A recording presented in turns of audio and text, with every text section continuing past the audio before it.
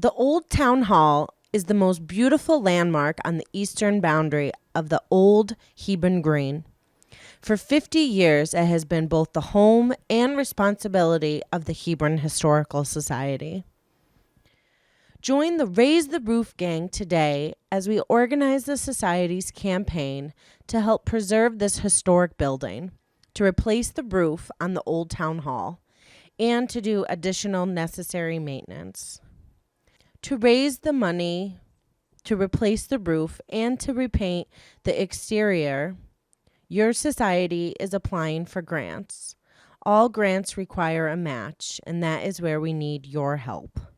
The Raise the Roof gang has started speaking to business owners, society members, and friends with the hope that all will donate to our capital campaign.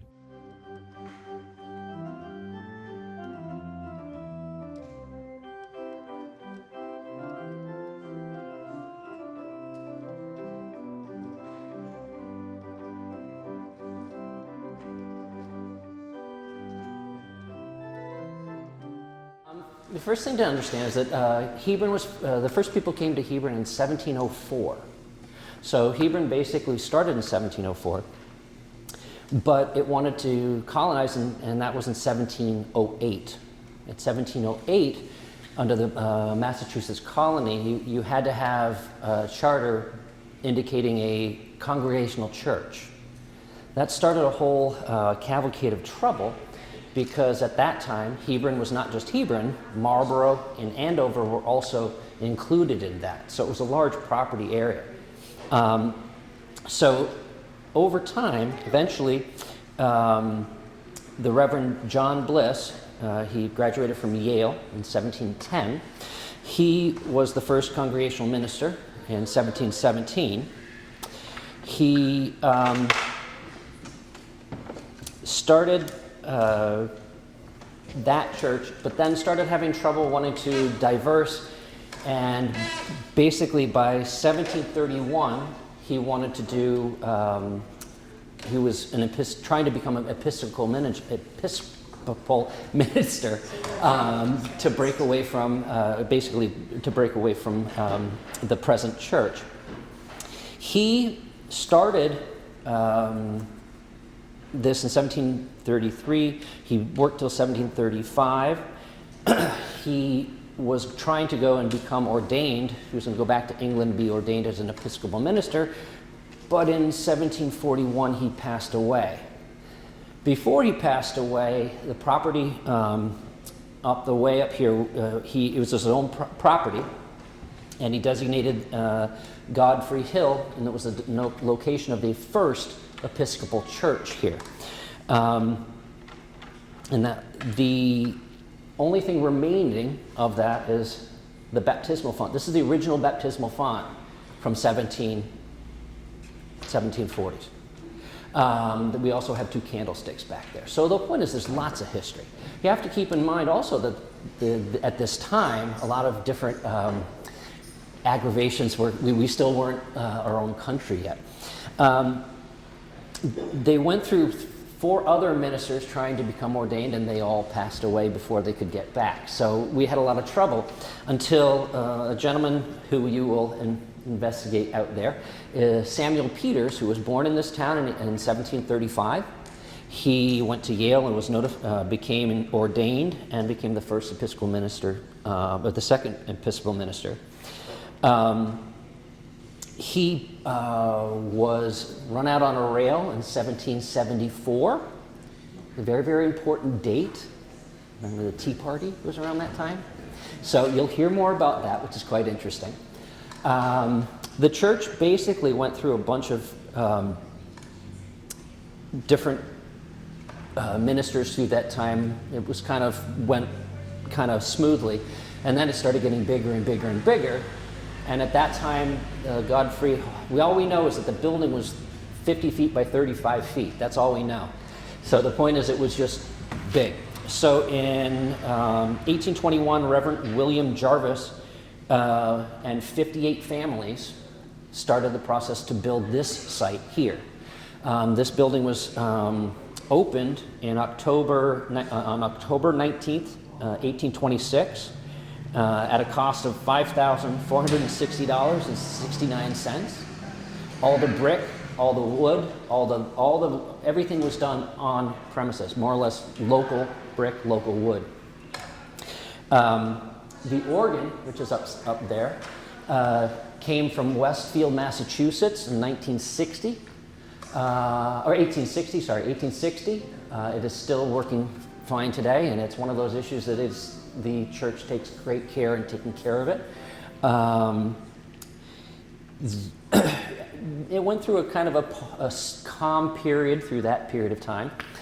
The next thing that happened in 1923 to 1931, there were two gentlemen,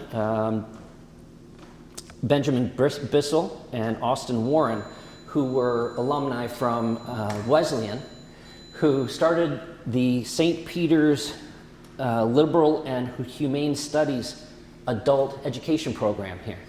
And people would come from all over and spend two weeks during the summer for lectures from people from Yale or Boston University. And so it was quite interesting. We still don't know where did they stay, what did they do, but it lasted for 9 years.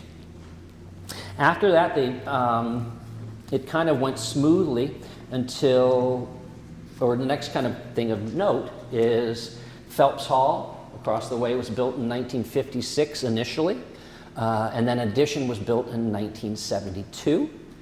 This more or less is what we're talking about before we go see our people that are doing the reenactments out there. Of course, this is all, the presentation is brought on by the Historical Society of Hebron. We need a new roof. And in general, if any assistance or knowledge would be muchly appreciated.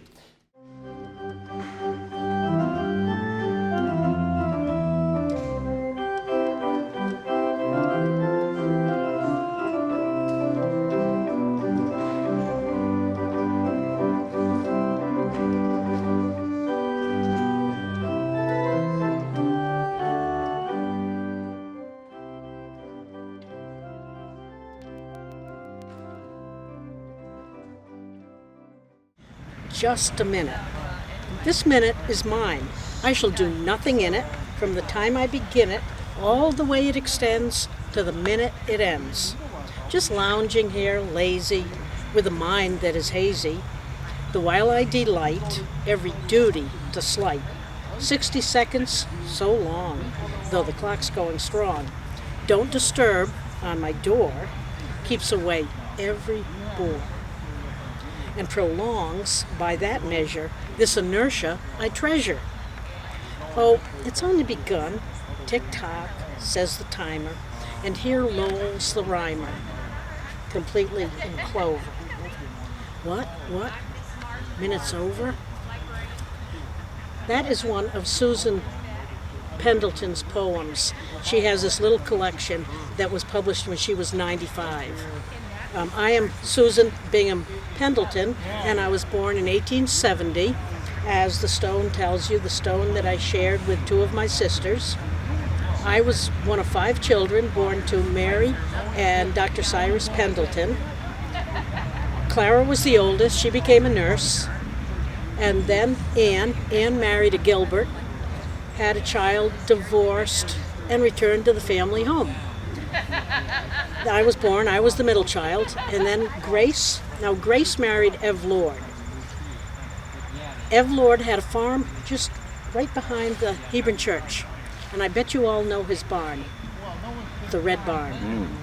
That was Ev Lord's barn. And then the youngest was Cyrus, who became a doctor just like my father. Now, our house was just across the road and up a little bit, just to the left of the brick house. And that's where we all grew up, and that's where Dad, no, he wouldn't have been called Dad. That's where Father was very strict. He made sure that his children were going to be bright, educated, articulate, interested, and we all were. I didn't really want to end up in town. I met a fellow from the Midwest who was a manufacturer. He wanted me to go with him, marry him, and go to the Midwest, but Father said no. no daughter of mine is going to be an adventurer. So that ended up. I just stayed in the old house forever. But I did go to Willimantic Normal School, now Eastern Connecticut State University, and became a teacher in both Hebron and Columbia. But back to my father and his challenging style. He was the town doctor for about 50 years. He was also on the Board of Selectmen. He was town clerk. He was on the school committee. And he was extremely active in the organization of the Hebron Library. He was its president for its first 30 years. Prior to having the building, and you can still see the original building as the part right next to the Legion. Anyway, that was built at the turn of the century, the last century. And prior to that, all of the library's books were stored in our house.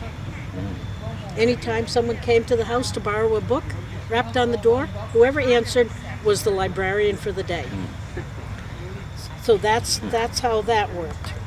I, with all of this interest, became a writer, a journalist, a poet, a researcher of Hebron history, and that's what I did. I did write all the town news, so that kept me up to date.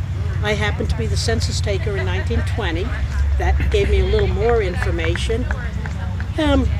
I submitted news to the Manchester Herald and the Hartford Times, but never the Hartford Courant. One time, they reported on a meeting held here in town and misrepresented it. I wrote and told them so. They wrote back something to me about my being a whippersnapper and so on and so on. Anyway, I never, ever submitted anything to be published in the Courant. But there are a lot of articles that we still have, that were published about various years in Hebron's history. And you can get them. I'm sure they're at the Hebron Library. I can't call it the Douglas Library because it wasn't called that in most of my lifetime. But here is a picture of my father as he, I don't know if you can see it, as he would have appeared right out of the... Anyway, that's my father in his office across the road. Looks like he was a pharmacist. So that was what he did. And another interesting little point. One day he was going to Marlborough. He wanted to know how far it was. So he wrapped a cloth around the wagon wheel between a couple of spokes, counted every single revolution all the way to Marlborough. And when he got home, probably did it in his head. But anyway, multiplied the number of revolutions by the circumference of the wheel, and he knew how far it was to Marlborough. Now, back to the library. I love this picture of us. This is the Rosebud Literary Society, is it right side up? Yep. A precursor of the Hebron Library. And 3 of my sisters and myself are all in this picture, taken in the 1880s. But I just think this is why my sisters and my friends, and we all lived right in the center of town, why we couldn't just play baseball on the green. So we had to sit and read and chat and gossip, and that's probably how I learned to do the news. Anyway, moving forward, a couple of problems that I had through my life. The one, I told you that I was deprived of love. I told you that story. Father didn't let me go west. So instead, I turned to poetry. And if you read these, you will get much more of an insight, not just history for sure. I don't give away any information, any specific details, but it's there. It was all stored in my heart and in these poems. Also, don't know how I did it, but I was by birth very hard of hearing. So when I was older, I used to write notes. I didn't speak to people. I had little notebooks, write notes, and give it to them back and forth. But I was able to give piano lessons. But I'm sure that just means I could hear, but I couldn't discriminate as far as vowels, syllables, whatever. But moving on, I was also very active in one of the very first women voters in town in 1911. And I voted. I mean, very few of us voted after we became, as soon as we became voters, but I did.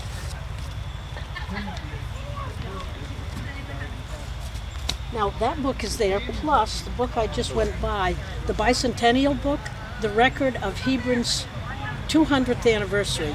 And in that, I was asked to write a poem, and I wrote a very long poem entitled, appropriately, Hebron. Shall I get started? Here is one stanza from it. It sort of speaks of early history. 200 years, a little more, 'twas wilderness from shore to shore, a lonely land of silent dreams, how very long ago it seems. And yet, the lives of two old men could almost span the time since when the white men came. So runs the tale. Pushing their way with blazed trail to make them, in the wilderness, homes which they prayed that God might bless. Hebron, they called it. Resting here with thankful hearts and humble prayer, and so there grew, and so there throve, the little village of their love. Its church spires pointed to the sky, its prayers and hymns arose on high, its youths and maidens grew apace, and it was not unknown to fame, learned judges, doctors, gave the name of Hebron influence and weight as well through nation as state. Just to explain why I'm dressed this way, when I lived from 1870 to 1972, just shy of my 102nd birthday, I could pick anything. I was shut in over there. I had to wear all this drab clothes and so on, so I decided today to come see you. I would wear something that I never in my life ever wore before. So that's Susan Bingham Pendleton, I hope. Thanks. Thank you. Thank you.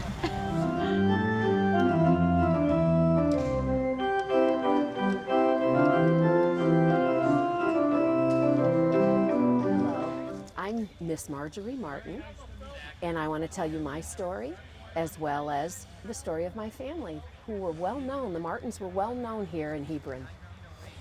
Starting in 1919, my father and my mother, who are buried right here, my father was the Reverend Theodore Dwight Martin, and my mother was Etta Josephine Martin, and her friends called her Josie.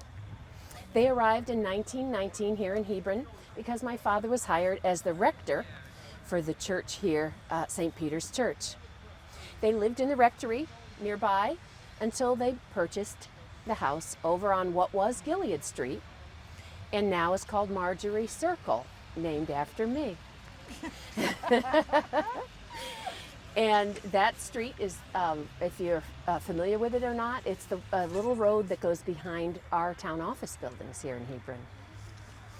So my parents lived there for quite a few years. My father was well known for his beautiful, soft-spoken sermons and his really beautiful voice. He actually sang in some operettas, such as Gilbert and Sullivan. And he also would write some hymns. I like to think that my father got his musical talent from his great uncle, or my great-great-uncle, named Reverend Samuel F. Smith. And if that name sounds familiar to you, he wrote the patriotic hymn that you're I'm sure very familiar with, called America. You probably know it. My country, 'tis of thee. Anyway, it's in the hymnals now, and you'll see his name. That was my great-great-uncle, and I like to think that my father's talent came from that side of the family.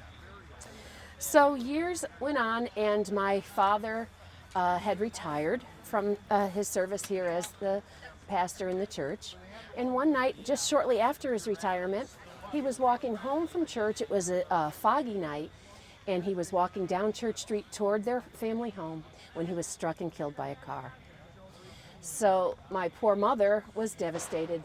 She had only a year been working as the Hebron librarian. But she decided to continue on as librarian for the Douglas Library, and she also continued on living in the Little Red House on Marjorie Circle. So now I'll tell you a little bit about me, and I want to show you that I was buried with this newspaper clipping, so I still have it with me. And there's a picture of me in the clipping there, and it tells a little bit about something that was rather noteworthy. The fact that I served in both World Wars as the librarian. In World War I served as the Army librarian, stationed in New Jersey, and was coming home around the time my parents moved here to Hebron. And I continued to work as a librarian up in Waltham, Massachusetts. Then, in Dalton, Massachusetts, excuse me, near Waltham. And I worked there until the second World War broke out, and I decided to volunteer again. And I enlisted this time as the librarian for the Armed Naval Guards. So in this article that you just saw, the servicemen were so happy to have the books that they borrowed from me in the library. They called the books lifesavers because it saved them from dying of boredom. They would go out protecting the merchant vessels for months at a time, and this made it so much better for them, made the time go by. Sometimes we expected the books to come back and go out on other missions, but sometimes they didn't if a ship had been torpedoed or something such as that. So, but most of the times they would come back and go out on other missions. I also would like to mention that my mother, who remained here in Hebron during World War II, she, as the librarian, organized book drives, victory book drives here in Hebron. And between the Douglas Library and the people of Hebron, she was able to gather 300 to 400 books to pass along to the librarians for the servicemen. And that worked out well. In 1947, my mother passed away. And at that time, I decided maybe I'd move back to Hebron. And I took over her position as the Hebron's librarian at the Douglas Library. And I continued on for 2 decades, just as my mother did. She was librarian for 2 decades. I also moved into the Little Red House and lived there for the rest of my days as well, and died in 1966. Thank you for coming and visiting the grave.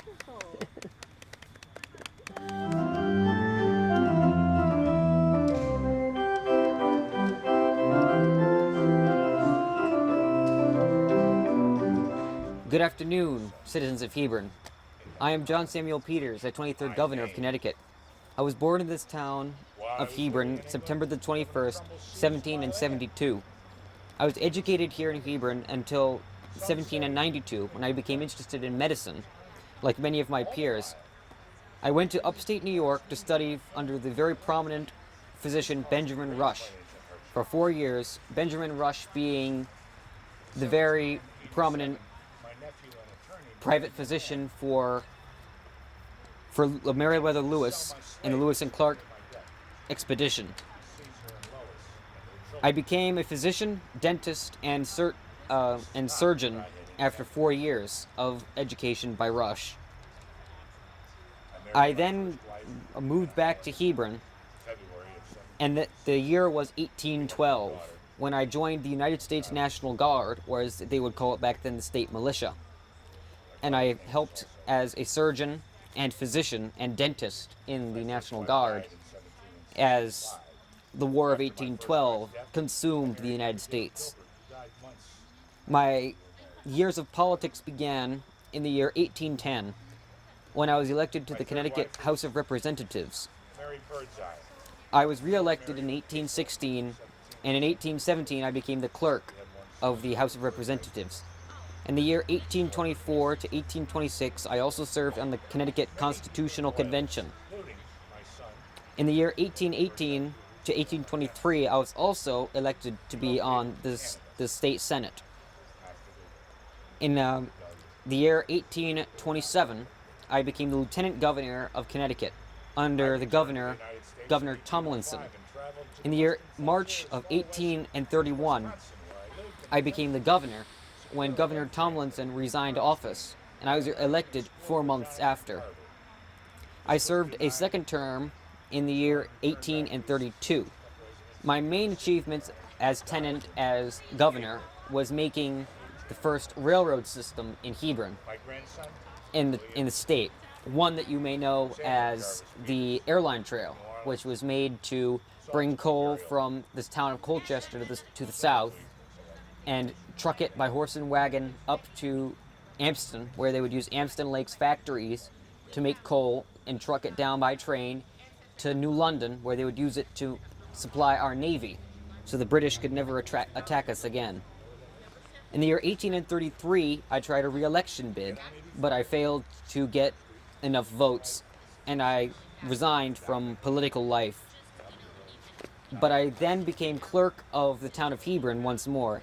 The same year, I was elected the president of the State Medical Society and the vice president of the State Historical Society.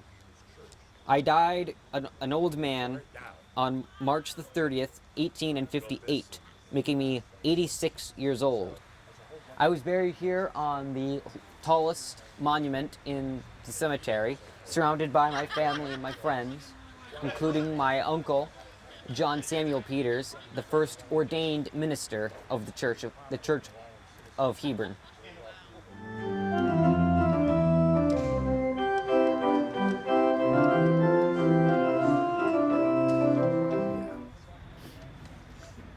Greetings and good afternoon to you. Allow me to introduce myself. I am Reverend Samuel Andrews Peters, the first ordained minister of St. Peter's Parish. I was born here in Hebron in 1735. My parents settled here in 1712 after leaving the Massachusetts Bay Colony. I was the 12th of 12 children. My father was an industrious farmer who owned many acres here in Hebron on East Street, where one of my brother's homes still stands, known as the Peters House. As a young boy and young man, I excelled in my studies and completed my education at Yale College in 1757, where I earned a Doctor of Divinity degree before returning to Hebron. I was the fifth man chosen by St. Peter's Parish to travel to London, England, to be ordained as a priest in the Episcopal Church, the Anglican Church, the Church of England, the King's Church. The four before me all died, tragically. I too nearly died of smallpox while awaiting my ordination, but I recovered and I was ordained, where I swore a sacred oath to support His Majesty the King. Staying true to my oath put me at great opposition with the Congregationalists living here and nearby Hebron. Soon after the Boston Tea Party, Connecticut's Governor, Jonathan Trumbull, called for all Connecticut towns to send provisions to Boston to give aid to the city's people, since the British had set up a blockade in Boston Harbor to punish the citizens of Boston. From my pulpit, I urged my flock not to help. I felt that the citizens of Boston had caused their own suffering, and clearly assisting them would go against our king's wishes. A gang of rebels calling themselves the Sons of Liberty stormed my home one night, dragged me out of my house, were about to raise me up on a liberty pole or tar and feather me,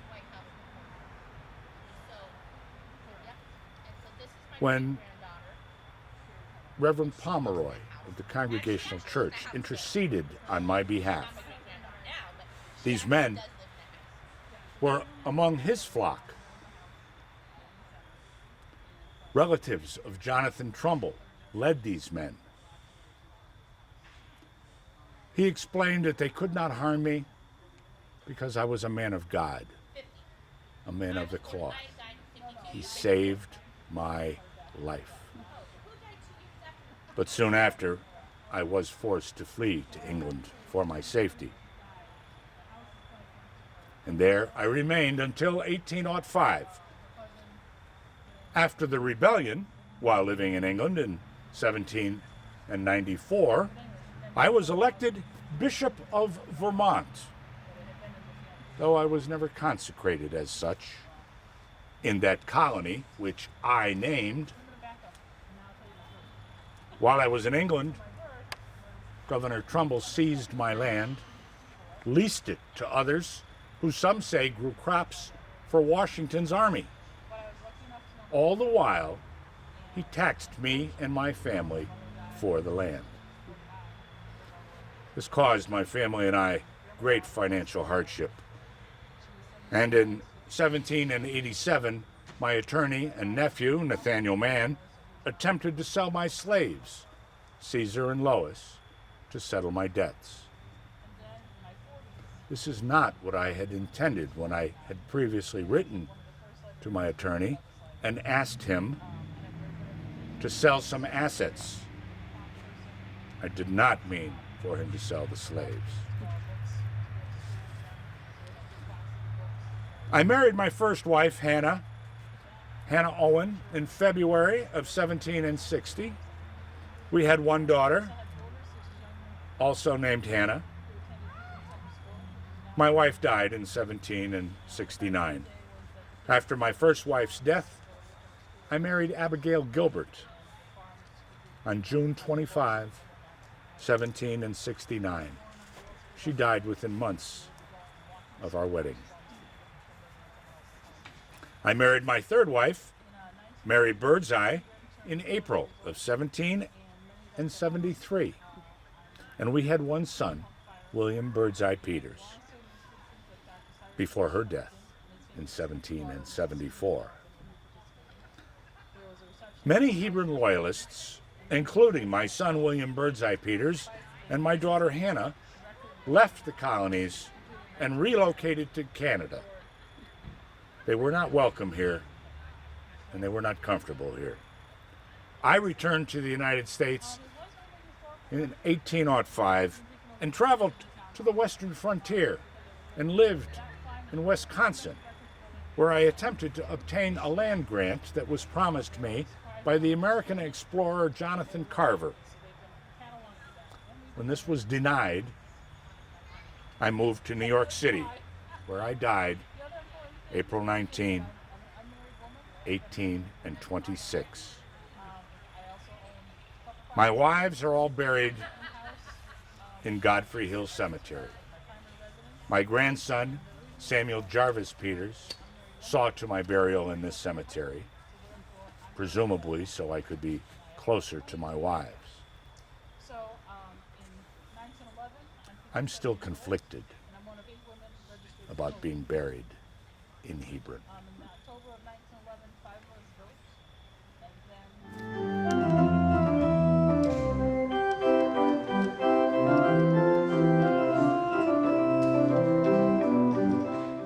Welcome to St. Peter's Cemetery. My name is Lewis Worthington Phelps.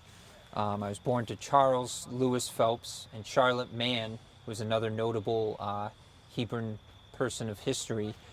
I was born on October 20th, 1880. I'm a descendant of Lieutenant Timothy Phelps of Windsor, whose son Timothy came as one of the first settlers to Hebron, Connecticut.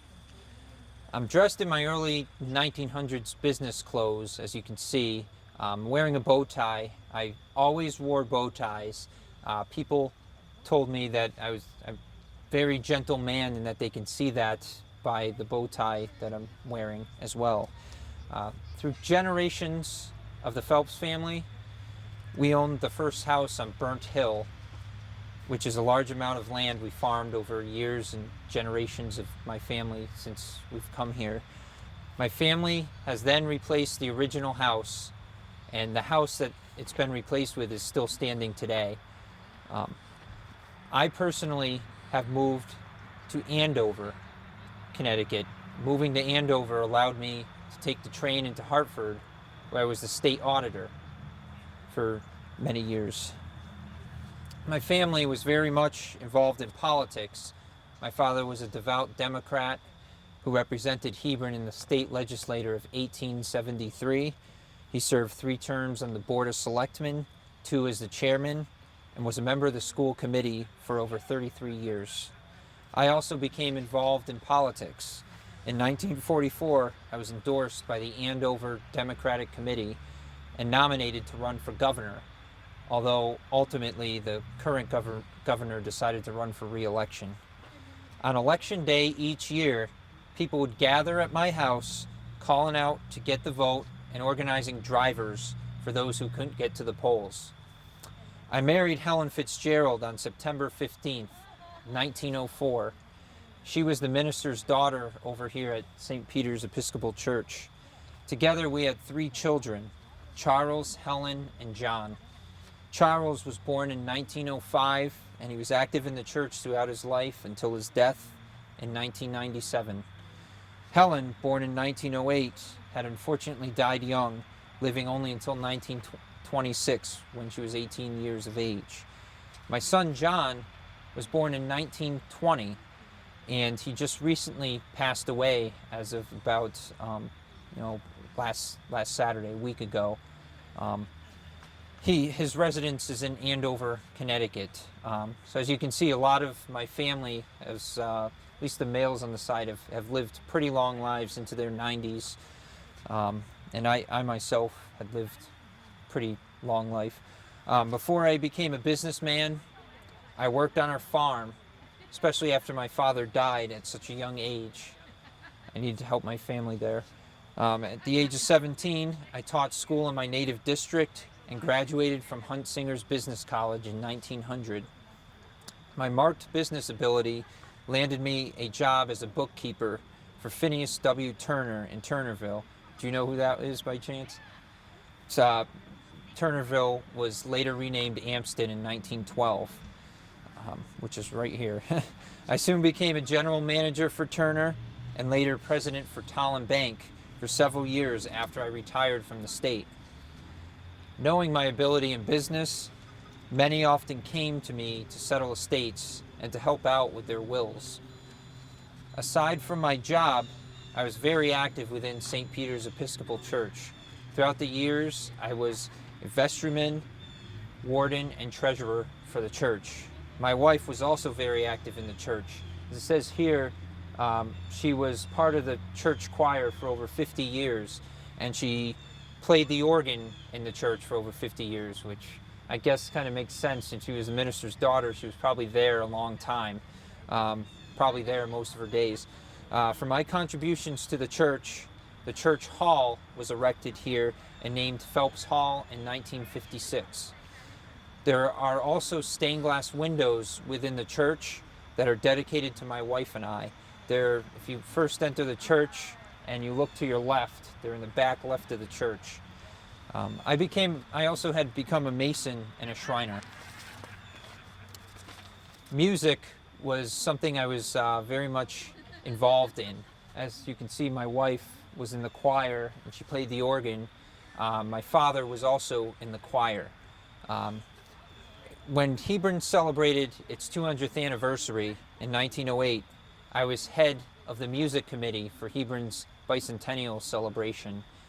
This was a celebration where a bunch of committees came together to celebrate Hebron's 200th anniversary, and I happened to be the head of the music committee for Hebron's bicentennial. I died on August 5th, 1963, at the age of 82. So as I mentioned, I had also lived quite a lengthy life. My son John lived in Andover since 1920 and has since recently died within the past last weekend. And Charlotte, my granddaughter, has relocated to Massachusetts, but she occasionally visits Hebron from time to time. I want to thank you for taking the time and coming here to our cemetery tour, and I hope you enjoy all of our sites. Thank you. My name is Adam Phelps. I'm portraying Lewis Worthington Phelps. I'm actually related to Lewis Worthington Phelps through many generations back. I'm not a direct descendant, but one of my inspirations for coming and doing the cemetery tour was to find somebody that was related to me, and I learned about Lewis, and I thought he was a great guy from the church, and I took it upon myself to portray him for this event.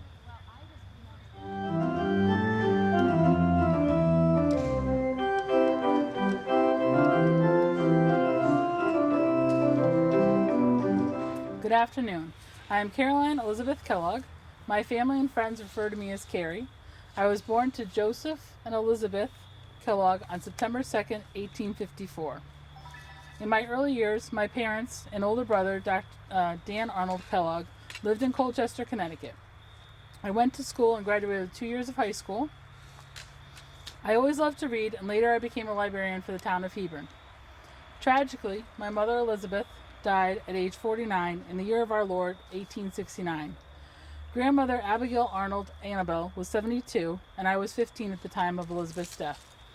My father Joseph, family and friends mourned her passing for many years. In 1899, I started my life's work at the Douglas Library as a librarian. As a result of my organizational skills, nearby schools were allowed to borrow boxes of books, which I would then catalog, allow them to take to the schools, and take back and recount them and make sure everything was there. At my home, which is known as the Dr. Dan Arnold home, in this time frame it's known as Carrie Kellogg home, I was able to have children come in and stay out of my house because they would go to center school. So it would be young people like young Winthrop Porter who would come to our house and go to the Hebron Center School, which is now known as the American Legion Hall. There was no buses then, so they had to go and walk to school. So that's why they would come into closer to the schools. Mr. F.A. Rathbun's postcard invites, "Come home one week in August 1908 to celebrate Hebron's bicentennial. My magnificent Hebron at 200 years old is welcoming. Many events are happening. I'm looking forward to the pump cannon firing.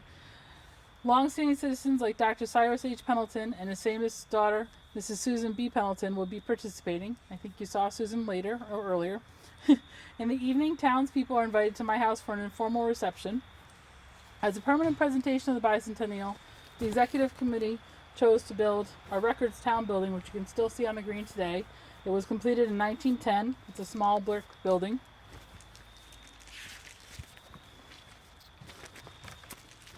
Women work, women vote. On September 26, 1911, I am 57 years old and one of 8 women registered to vote in Hebron. On October 2nd, 1911, 5 of us vote: Mrs. Lottie Dingwell and 3 of the Pendleton sisters, Mrs. Ann C. Gilbert, Mrs. Grace M. Lord, Miss Susan B. Pendleton, and of course, myself. On October 7th, 1912, still 8 women are registered, but only 3 vote: Mrs. Grace M. Lord, Miss Susan B. Pendleton, and me. In the October 6, 1913 voting process, 3 unmarried women voted: newcomer Miss Daisy White, Miss Susan B. Pendleton, and me. So at this point, I'm 57. Miss Susan Pendleton is 41, and I'm thinking that Miss Daisy White was around her 20s, since she was a newcomer. On March 22nd, 1920, marks 36 states giving women the vote. Our state, Connecticut, was slower. They did not give us the vote until September 14th, 1920. Women, use your vote. The year 1927, I went on vacation to California and became very ill. I called the library directors to let them know I could not continue my calling as a librarian. My library has given me the key, and I will use it often. At this point, I'm 73, and I die at 89, so I have had a good number of years since then. O merciful heaven, have pity. Our dear Ida Porter Douglas has died. I am asked to write her eulogy. I recall how she worked for the library in those early days and made us work for it gladly, not for money, but for love of the cause. Aside from the library, my greatest love is my house. It was built in 1790 by Squire Timothy Dutton. Tensions are rising in Hebron as a revolution is coming. Squire Dutton and a man by the name of Mr. Joel Jones are fighting about motherland England in America. In 1795, Joel Jones built the Spite House, which later became known as the Charles Post Home. But you can see it here. It has 3 stories. It's an impressive house that blocks out our sun from the east. In the 1880s or so, the Posts owned the house and the store that went with it. Somewhere back in the turbulence of 1795, Squire Dutton sold his house to Reverend Amos Bassett and his friend Mr. Sylvester Gilbert. By 1796, Squire Dutton was suing the good Reverend and ready to evict him. My great-grandparents, Dr. Dan Arnold and his wife, Miss Arusula Gillette Arnold, bought the house and graciously shared it with Reverend Bassett and his wife, Sally Tinker Bassett. As a descendant of the famous Hebron resident, Reverend Benjamin Pomeroy, Doctor of Divinity, she was an excellent sharer. Fortunate for the Arnolds, because Reverend Bassett had one of the biggest events happen in the house, the founding of the First Missionary Society of Connecticut. On June 19, 1798, an event so important, so far-reaching, that the whole of Connecticut, yes, even the United States, was and is concerned with it. I quote now from the records. There was a meeting, June 19, 1798, of the General Association of the State of Connecticut at the house of Reverend Amos Bassett, pastor of the Congregation Church here in Hebron, at which were present 23 clerical members. And if you go into the history books today, you will find this information, and you'll see why it was so important. The Missionary Society is still alive with me in the last years of my life. As I come towards my eternal rest in 1945, I am reminded of my eulogy to Ida. I proclaimed, I am not afraid to go, but I do hate to leave my friends. Thank you. Excellent.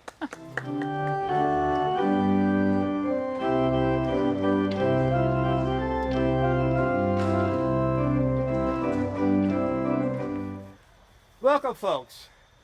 My Creator sent me down here to teach you some, or try to explain some history. History of the War of Rebellion, as the Northerners knew it. There's also other names as well, too. I am PFC Charles Bissell. I joined the 1st Light Battery, Connecticut Volunteers, 1861, October of 1861. I was born January 6th, 1845. My passing was March 26th, 1892. I lived to be 47 years of age. When I talk about battery, I'm talking about artillery. When I'm talking about light battery, we're talking about not the weight of the weapons. We're talking about mobility. Each piece, each gunner, or each gun, or each cannon was drawn by 6 horses, 2 in pairs, 2, 2, and 2. Each pair had 1 rider, 3 riders totally. This was to maneuver the artillery into position. This is my family plot. My dad, my mother, my sister. This is my marker. My brother Alfred, his wife, their daughter Maud, age 15 years, 10 months. My brother Warren. My brother Warren was my idol, my mentor. His wife, their daughter, age 12. Warren was my model, 9 years older. He was a mechanic, very mechanical. He was elected to our unit to serve as a corporal. Very skillful, and a great leader. Myself, I was age 17. What did I know? I was a farm boy.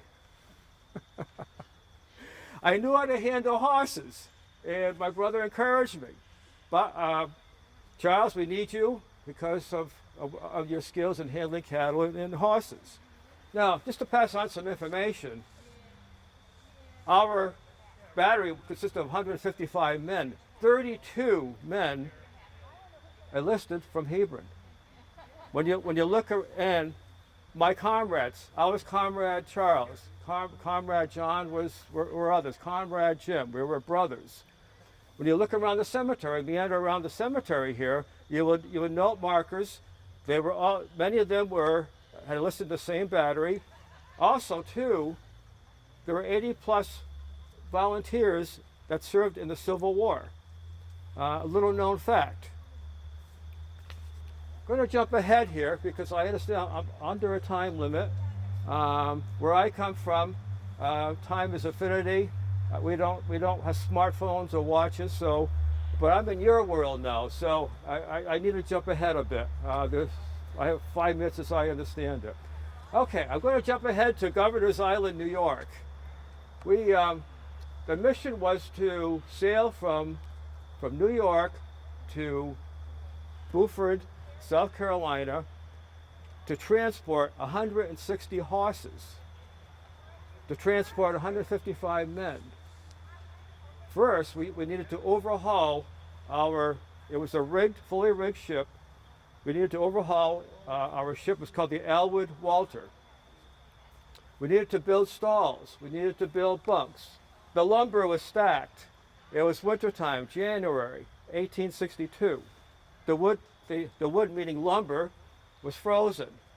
That frozen lumber served as our bunks. We needed to use human heat to thaw that particular lumber. When we packed the horses, actually crammed the horses, they were head to toe, toe to heel, head to toe, toe to heel, crammed in. We set sail January 24th, 1862, with 7 days of provisions. What would normally take 4 days took 11 days because of the current, the poor weather, and then terrible weather. So, needless to say, we became almost all of us became seasick. The animals became diseased somewhat, diuretic, etc. You can't imagine the mess that was created. Stinking smell. 13 horses died on us. We had to improvise. What do we do now? We had butchers on board, so to use this term, we had to dismember the horses, and using lifts, we had to dismember them and throw them overboard, the parts of the horses. A stinking mess. One of my comrades came up with this. Most of the time taken up throwing dead horses and contents of my stomach overboard. Many of us shared one pail. We finally arrived in South Carolina. Headquarters had arranged that we use flatboats to transport the horses from our ship to shore. Well, that was a joke. It was not going to work. Horses were nervous. They were sick as well.